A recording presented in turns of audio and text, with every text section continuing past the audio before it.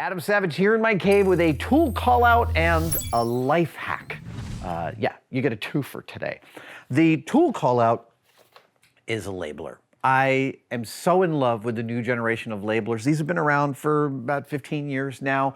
I grew up with Dymo labelers, like the, where you literally push the letter into a piece of plastic and they're all one size and they look great for vintage stuff and I use them in props all the time. But for regular shop use, a labeler like this that prints in a thermal ink on thin, sticky back paper is phenomenal. And I use it for all sorts of stuff, but the main thing I use it for, this is a life hack. And I'm dubious about life hacks, right? Like some of them work for you, some of them don't. This one, when I came up with it, changed my life forever after, and I'm never looking back. So if you're like me, you like your toys, you get your electronic toys, your tools and stuff, and almost everything you buy comes with some kind of charger like this. Yeah, these things, which hog up multiple outlets on your power strip. You can't get two next to each other. We call these wall warts. W-A-L-L-W-A-R-T.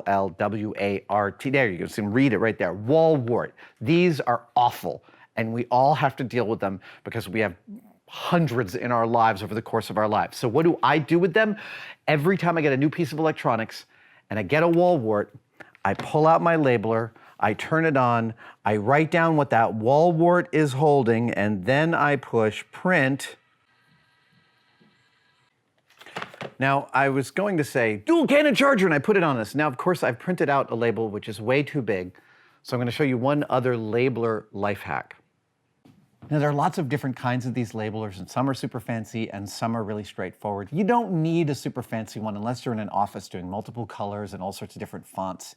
You don't need all those bells and whistles.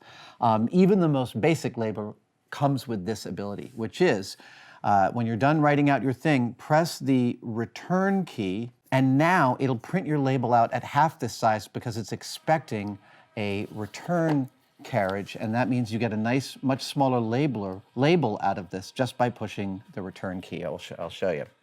That's the original size of the label, and that's the size once I push the return key.